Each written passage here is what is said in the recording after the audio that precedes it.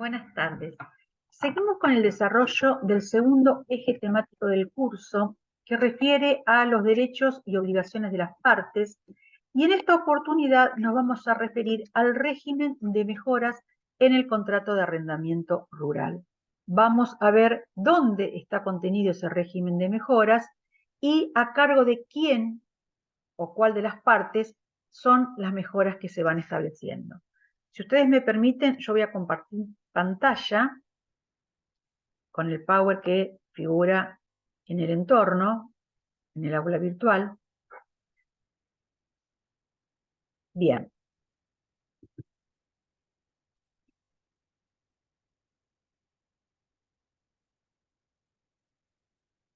Bueno, primeramente tenemos que referirnos a la vieja ley 13246, derogada en parte y reimplantada por la 22298, que establecía dos artículos que hoy no tienen ya vigencia, pero que sería útil referirnos a ellos como para entender de dónde nace este régimen de mejoras, diciendo que en su artículo 10 establecía que el arrendador que no cumpliera con la provisión de alambrado y de casa-habitación de ciertas características, podía el arrendatario hacerlas a costa de aquel. Es decir, que aquí nacía un crédito a favor del arrendatario. El artículo 11 tenía un articulado similar, diciendo que podía ser reembolsado de ciertas mejoras que eran introducidas en el predio. El arrendatario podía ser reembolsado si, por ejemplo, instalaba una aguada, plantaba árboles por hectárea hasta un total de 50, construía galpones para fruto, etc. Este crédito que nacía en razón de la facultad que otorgaba el artículo 10 y el artículo 11, gozaba de privilegio especial sobre el inmueble arrendado. Como les dije al comienzo, estos dos artículos no tienen vigencia actualmente en nuestra normativa, entonces tenemos que preguntarnos dónde encontramos el régimen de mejoras para el contrato de arrendamiento rural. La respuesta es en el nuevo Código Civil y Comercial a partir de 2015. Antes de 2015, el régimen de mejoras era el que establecía la Ley de Locaciones Urbanas. Podemos hablar de mejoras como un aumento en el valor intrínseco de la cosa, en este caso sería el predio rural. Podemos hablar de mejoras naturales y artificiales, siempre y cuando la diferencia radique en que esté presente o no la mano del hombre. Y dentro de esta clasificación, las mejoras que nos interesa hablar son las mejoras artificiales, que también el Código Civil clasifica en tres clases: las necesarias, las útiles y las suntuarias. Esto determinado en el artículo 751 del Código Civil y Comercial. Partimos hablando de mejora de lo dispuesto en el artículo 1207 del Código Civil, cuando habla de la obligación a cargo del arrendatario del mantenimiento en buen estado de conservación de la cosa locada y la consecuente obligación de reparación de averías o daños. Entonces, acá surge una primera obligación a cargo del arrendatario, que es la de mantener la cosa locada, la cosa arrendada, en el mismo estado de conservación que haya sido recibida.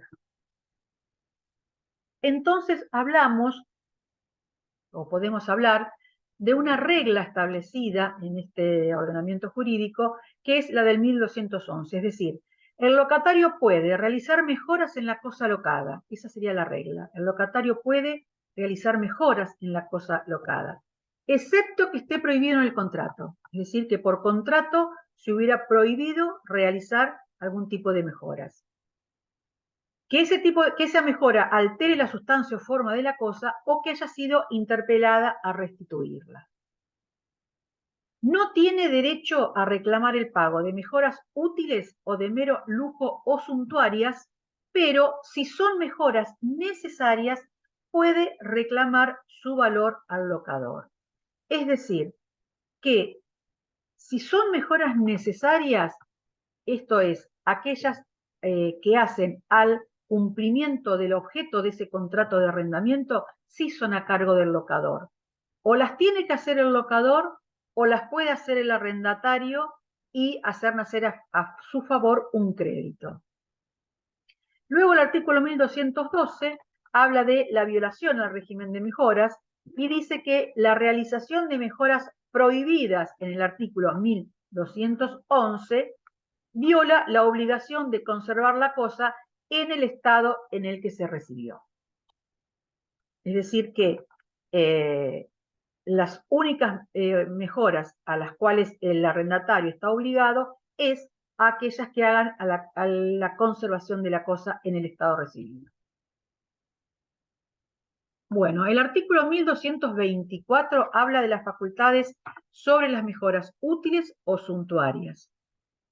El locatario puede retirar la mejora útil o suntuaria al concluir la locación. Es decir, en el caso de que el locatario haya realizado una mejora útil o suntuaria y que el locador se niegue a abonarlas, entonces puede, al momento de finalizar el contrato de arrendamiento, retirarla, siempre y cuando no haya acordado por contrato o en forma posterior que esa mejora útil o suntuaria iba a quedar en beneficio del predio. O si, en el caso de que la separación de esa mejora produjera un daño para el predio rural, o si separarla del predio rural no le ocasiona ningún tipo de beneficio alguno al arrendatario.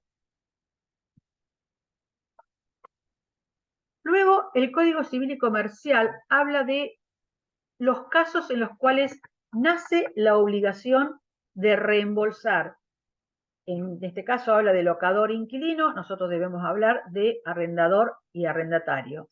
Entonces dice que el locador deberá reembolsar al inquilino las mejoras, entre otros, en los casos siguientes. Es decir, hace una enunciación, una mera enunciación, no es una enunciación taxativa, es decir, que existen otros casos en los cuales también podemos encontrar esta obligación de restitución del importe abonado por el arrendatario.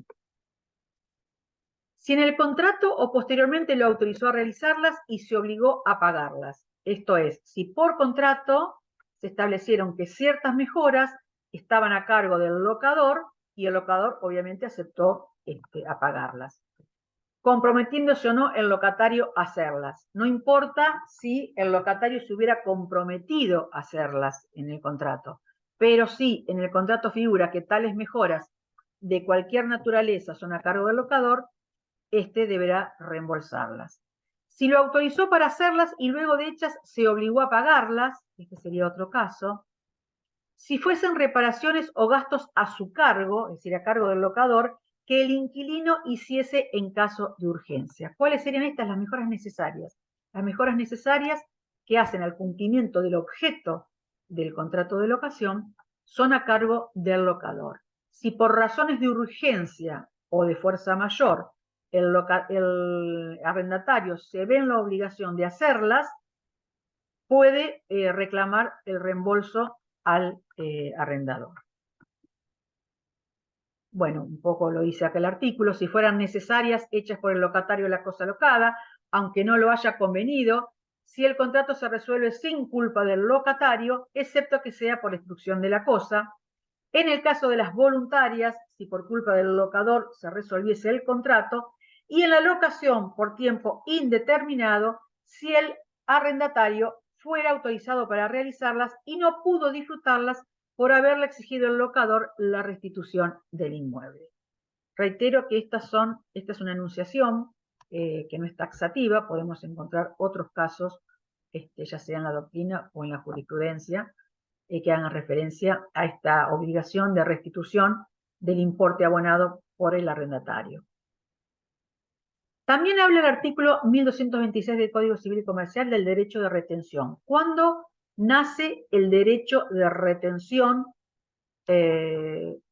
Cuando la locación no continúa, cuando no continúa la locación, el locatario puede ejercer la facultad de retención para asegurarse el cobro de las mejoras, gastos u otras deudas del locador y este derecho facultad es renunciable por el beneficiario ya que no afecta disposiciones de orden público. Entonces, acá el caso sería el siguiente, serían mejoras o gastos u otro tipo de deudas, engloba también otro tipo de deudas del locador, que el arrendatario tuviera a su favor. Entonces, finalizado el contrato de arrendamiento, el arrendatario puede ejercer el derecho de retención sobre la cosa hasta tanto el arrendador pague lo que se le debe.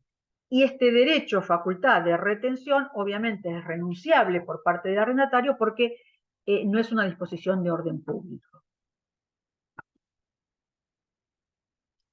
Bueno, finalmente también encontramos distintas causales de extinción del contrato de arrendamiento rural. Algunas las encontramos en la ley 22 de 98, la ley de arrendamiento rural, otras las encontramos en las disposiciones del Código Civil y Comercial. La primera, abandono injustificado de la explotación. En este caso existe una extinción del contrato de arrendamiento rural, artículo 19. El incumplimiento de las partes que generen resolución o rescisión del contrato. Ustedes saben que el contrato de arrendamiento rural establece una categoría de derechos y obligaciones de las partes. En caso de incumplimiento de algunas de esas obligaciones, puede generar la petición de resolución o rescisión del contrato por parte de la otra y los daños y perjuicios consiguientes. La pérdida de la cosa arrendada, cuando la cosa se pierda, esto produce obviamente la extinción del contrato, no existiría objeto de la cosa, del mismo. En el caso de vicios redimitorios, caso fortuito y evicción, también estas son tres causales de extinción del contrato de arrendamiento. Cuando exista subarriendo y cesión, y obviamente no esté autorizado. La muerte del arrendatario, no así la muerte del arrendador, en cuyo caso el contrato de arrendamiento prosigue con los herederos. Bueno, la resolución del contrato, incumplimiento del arrendatario en los incisos A, B y C del artículo 18, estos son los derechos, las obligaciones establecidas, y del arrendador, es decir, tanto incumplimiento del arrendador como incumplimiento del arrendatario. Y otras causales que podemos encontrar también en lo que se refiere a la extinción del contrato de arrendamiento es la falta de pago en cualquiera de los plazos, autoriza a pedir la resolución del contrato, la confusión en la calidad de arrendatario y arrendador en la misma persona, el mutuo disenso, es decir, cuando las partes acuerden la rescisión del contrato, la operatividad del vencimiento del plazo, obviamente, y que dicho contrato no haya previsto una prórroga, la imposibilidad de cumplir el destino para el cual la cosa, en este caso el predio rural, fue locado, fue arrendado, el contrato celebrado por usufructuario, la explotación irracional del contrato, que habilita a la resolución del contrato más los daños y perjuicios, y cuando sea un contrato que haya sido celebrado por un incapaz. Bueno, aquí hemos dado una visión del régimen de mejoras en el contrato de arrendamiento rural y las causales de extinción del mismo. Así que damos por finalizado este capítulo del curso y volveremos a encontrarnos con un nuevo desarrollo del módulo. Buenas tardes.